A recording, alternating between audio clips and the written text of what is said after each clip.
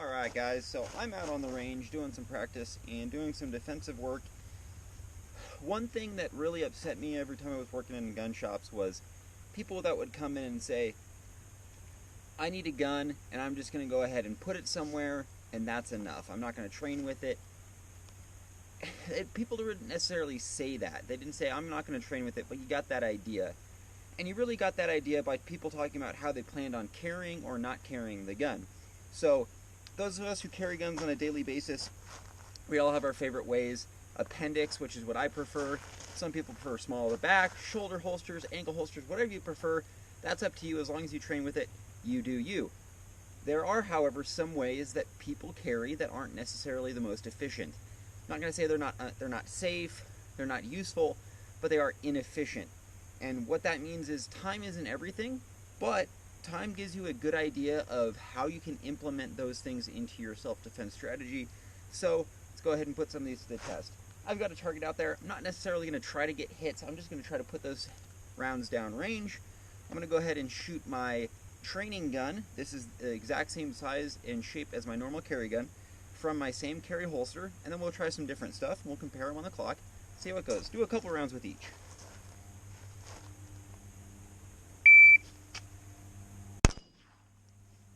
Alright, a hit at 180.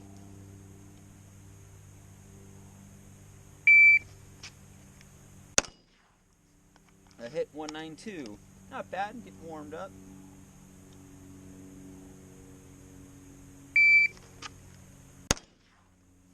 A little bit better.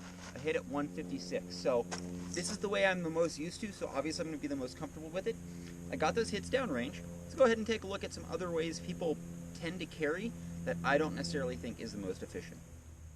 Alright, so method one is good old pocket carry. This is a Smith & Wesson Bodyguard with a manual safety.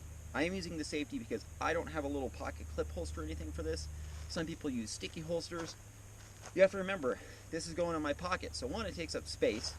Two, it can move around in there. I'm just going to go ahead and stand still. But I don't have a knife clip. I don't have my keys. That has to go somewhere else. Or you run into people that kind of shove everything in one or two pockets.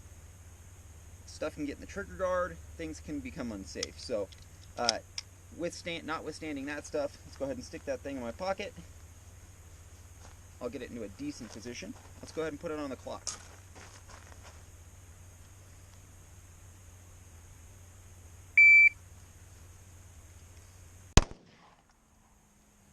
It's a 261. Once again, I'm not really worried about the hits from this distance with this little thing. The sights aren't the best, but let's get a couple more. 261.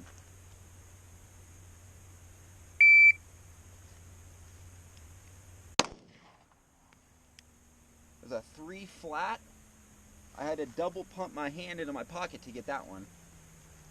And remember, I'm kind of putting this in my pocket, so the gun's pointed straight down. If you're usually moving, this gun's going to be pointed backwards. I'm going to have to go ahead and readjust it, so keep these things in mind.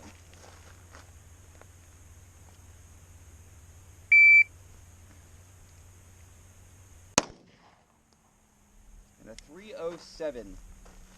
So, once again, pocket carry, even with something this small, you got to think about this stuff. It takes a little bit more time and a little bit more effort to get in there, especially if there's something else in your pocket. Alright, so the last one that I don't necessarily think is the best is going to be off-body carry. This is my super fashionable, no, I'm just kidding. This is my wife's purse that she let me borrow. So here's the thing about off-body carry. One, it's really effective because I can put a pretty big gun in a purse or a bag or a backpack and it's going to be hidden. You're not going to ever see it. But two things about that. One, I have to get the gun, and two, if I put this down and go use the bathroom, this is sitting at a restaurant at my table, who's going to steal it? Who's going to take that? I always have to have that bag with me. If I leave it in my car, what do I have to worry about? If I forget my guns in there and I take it somewhere that I'm not supposed to have a gun, that's a really bad situation. So that's why I prefer on-body carry, because it's kind of hard to forget that I have the gun. Even if it's a really comfortable holster, I kind of always think, especially if I'm going somewhere like, oh, I'm not supposed to have a gun in there, I need to go take this thing off, rather than having it in a bag, especially in a backpack that has a bunch of other crap in it. It's pretty easy to forget. So I'm kind of making a point with this purse here. There are purses out there that are designed for carrying a gun, but most of us know a lot of people come in, they want to carry a gun, they want to buy a gun, and they're going to go ahead and put it in whatever bag they already have, whether it be a purse or a backpack or a briefcase if you're going to be carrying it to a job or something like that. So this isn't designed as a carry purse. I have the Bodyguard and I have my Glock 44 in here. I'm going to do a couple of draws with each. The Bodyguard's kind of just sticking in the small pocket, and the 44 is just hanging out in the bottom. This purse has stuff in it. It's got my keys, it's got a couple of scrunchies, some notes, so there's other crap in here. Would a carry purse be more efficient? Absolutely. But then you have to worry about going and buying a dedicated piece of gear, which a lot of people don't like to do. And another thing you have to worry about, how am I going to implement this? If I'm a female walking around with my purse in my hand, now I have to get my purse all the way up here to get to the gun. If I've got it on my shoulder, this one doesn't have a shoulder strap, but if I have this over my shoulder, now I have to get around and get to the gun. You'll see a lot of different people carrying things different ways. So I'm going to try to do this little over the arm thing just because I think that's going to be the best way to do it. Here's another thing too. I'm compromising my grip because basically I have to grab the gun and then grip the gun with this thing hanging off my arm. Remember, I'm kind of just making a point with this purse thing, but it's the same thing with a backpack or a bag or anything like that. You have to think about these things, and a lot of people don't train. So let's go Bodyguard first. I'll do 2 with each and see how it rolls.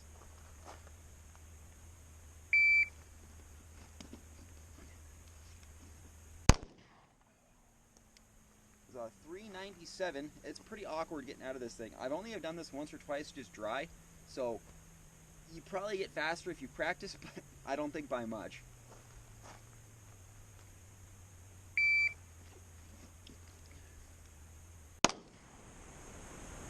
And a 328. I gotta say, it's really awkward getting this thing out of there, especially with it stuck in its pocket. So I'm gonna go with the 44 now. Once again, this thing's kind of just hanging out in there. Let's try it this way.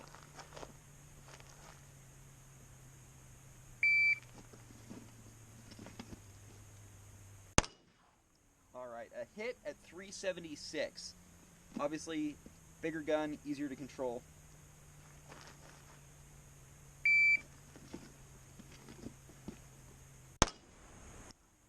And a 337. So, is it an effective way to carry a gun? I'm going to say carrying a gun, yeah. Implementing that into a situation where you might have to defend yourself, not really. If I had something that was dedicated and designed to do this, it might be a little bit better.